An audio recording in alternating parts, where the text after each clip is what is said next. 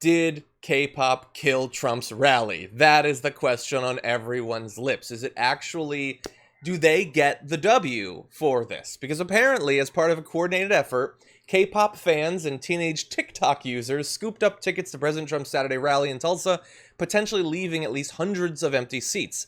The New York Times reported. A tweet from the Trump campaign June 11th urged people to use their phones to register for the free tickets.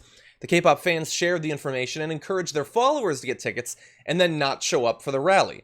The plan quickly caught on TikTok, where people followed the K-pop fans' lead. Apparently, there was also an Iowa grandmother, Mary Jo Lopp, who was leading part of the charge on the video platform. She posted a TikTok video last week encouraging people to go reserve the tickets and leave him standing alone there on the stage. So that's like not everybody, but most people's theory is that's what did it. Do you believe that, Francesca?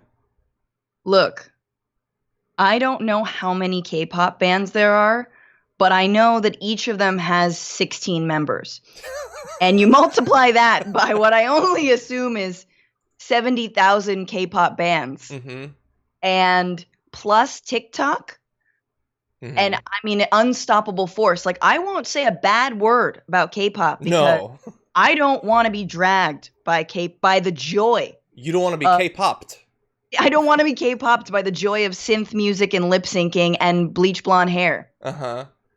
Yeah, I will say... Let's be real. Shout out to all the Asians who know what I'm talking about. Yeah.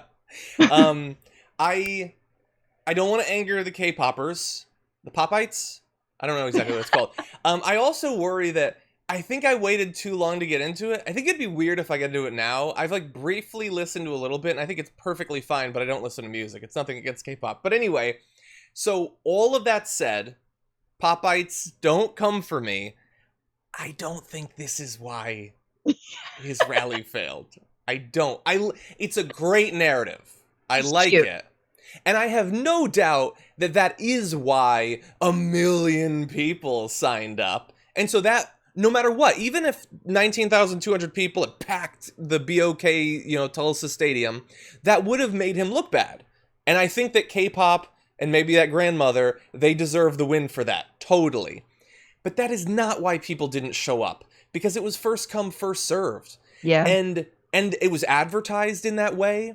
And the Trump campaign is saying, they have two explanations. They're not buying the K-pop thing, but they're saying, look, either the negative media coverage leading up to it led people to not show up, or Antifa stopped people from getting in. Well, Antifa wasn't there. They didn't stop people. There's no video of thousands of people trying to get in and then being blocked. And the media coverage... Although I do really think that the new name for Antifa should be KKK-pop. Okay, we'll put it up for a vote at the next Antifa meeting. AntifaCon! Get your tickets today. KKK-pop. First come, first served.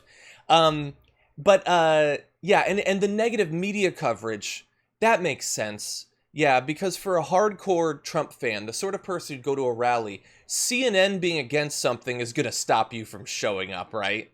No, and like, even if you believed 1 million people, surely I won't get in. These people love tailgating more than the actual event. They were going to stand in an overflow place, knowing they couldn't get in. I don't believe it at all. They didn't show. And I think the only way, I mean, I think you're right. The only way that they could have done something is if the actual arena would say, no, you have 800,000 tickets reserved and we're not, we're going to cut it off here. Mm-hmm. I don't see the Trump administration doing that, like saying, no, we have to cut off the sales or the pre-registrations. No, they were ready for huge numbers. Totally. And I don't see the arena, which already agreed to hold the president's rally in the middle of a pandemic, also putting any restrictions on anything. I'm sure the agreement was, well, we'll give out masks, maybe people will wear it, whatever. Mm. What it did do was kind of make Brad look like an effing idiot. And that's great. Brad Parscale, the social media coordinator for Trump.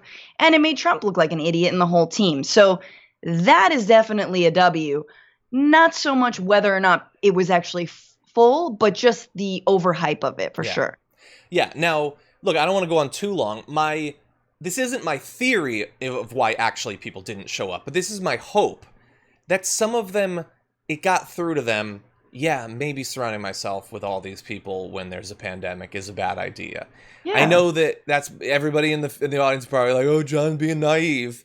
I hope that that's what it is. I really do. I hope that some of them thought, well, I can catch it on TV, honestly. Exactly. And it's pretty much the same thing. In fact, I'll probably have a better view.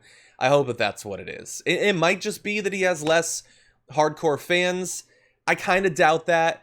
I feel like he's going to have big rallies during this election. And by the way, him not having big rallies, like I know some people are like, that's it, Biden's won.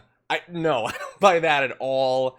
You don't need to show up to a rally to vote. So, look, I think this is really interesting. If there were one person at the rally, Fox News would still carry it live. It doesn't matter. And they did carry it live, and they'll continue to carry it live. So you're absolutely right. He's still a threat, even if he can't do rallies. 100%. 100%. Now, he's going to be, like, out of office, he's going to be a threat, and he's going to do a lot of damage. Let's get there first, and then we'll all meet up here or at AntifaCon, and we'll reassess.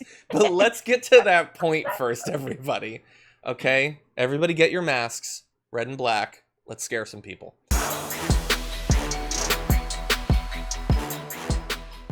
For more political news breakdowns, interviews, stories of activism, and me trying my hardest to care about the occasional big celebrity news story, subscribe to our YouTube channel at youtube.com/The Damage Report. And you can ring the bell wherever it is so you don't miss anything.